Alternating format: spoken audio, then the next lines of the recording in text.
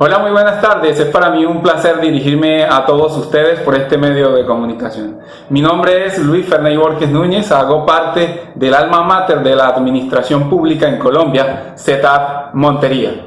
Y aún más cuando me voy a dirigir a uno de los temas más importantes que hay en la economía nacional, un recurso natural no renovable que le ha dado tanto a Colombia como es el carbón. Y ese recurso natural lo vamos a mirar desde 5 puntos de vista absolutamente diferentes. En primer lugar, vamos a discutir las regiones donde se explota. En segundo lugar, vamos a mencionar cuáles son los departamentos de mayor explotación en Colombia. Vamos a mirar cuál fue la incidencia directa o indirecta que tuvo este recurso natural en el recrudecimiento del conflicto armado en estos dos departamentos. Pero también vamos a mirar cuáles fueron los actores gubernamentales, no gubernamentales, civiles y privados que participaron de forma activa o de forma pasiva en este conflicto. Pero es necesario también acudir específicamente a cuáles fueron esa serie de estrategias que se implementaron y aún persisten para la solución de dicho problema. Son muchos los departamentos en Colombia donde se produce el carbón. Antioquia, Cesar, Valle del Cauca, Guajira, siendo Guajira y Cesar los de mayor importancia. Pero con semejantes riquezas, estos dos departamentos no fueron exentos al conflicto social armado. Pero hay que entender una cosa específicamente. El conflicto armado en estos dos departamentos no se dio ni por el carbón y mucho menos por las riquezas generadas.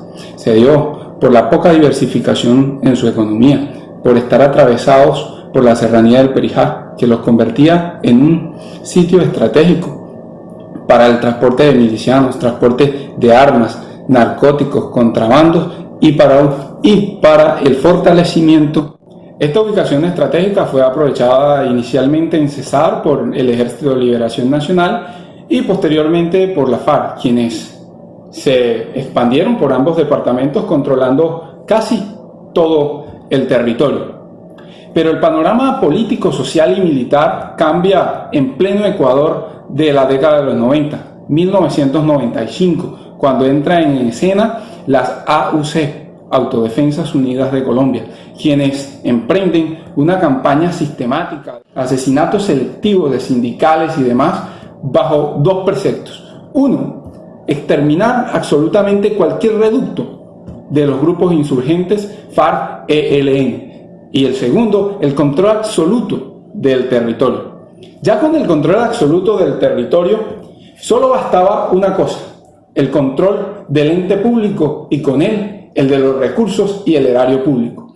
Pero ¿cómo sostener una campaña tan agresiva en el tiempo, sino con unas alianzas estratégicas fuertes que incluían varios actores? En primer lugar, tenemos los actores gubernamentales, tenemos al Estado mismo, por su ausencia en el territorio, al ejército, a la policía, alcaldes, ministros, incluso gobernadores que fueron condenados por estas acciones. Pero por supuesto, también tenemos actores privados, como las grandes explotadoras del mineral, Drogman, tenemos al mismo Cerrejón Limitado, ¿cierto? Tenemos a los intermediarios del transporte, a esos aliados internacionales, pero también tenemos lamentablemente actores civiles, a esos grupos indígenas que participaron activamente de este flagelo. Pero también es cierto que no hay que desconocer que algunos de estos fueron directamente obligados. Tenemos a esos niños, a esos campesinos, a esas madres, a esas mujeres que fueron abusadas sexualmente y con todo tipo de vejámenes para poder fortalecer estas estructuras criminales.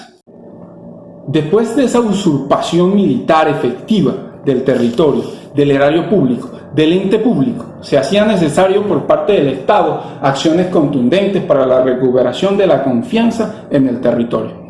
Y se empieza entonces la diversificación de la economía, se empieza la presencia activa del Estado, se empiezan el diseño de políticas públicas que orienten a los departamentos a una recuperación de su economía.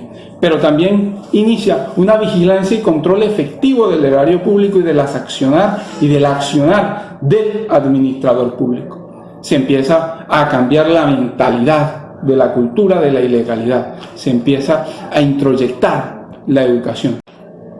Señores, Este fue entonces el video del carbón. Espero que haya sido de su agrado y que sea útil para aumentar esos conocimientos sobre los recursos y su influencia dentro del conflicto armado.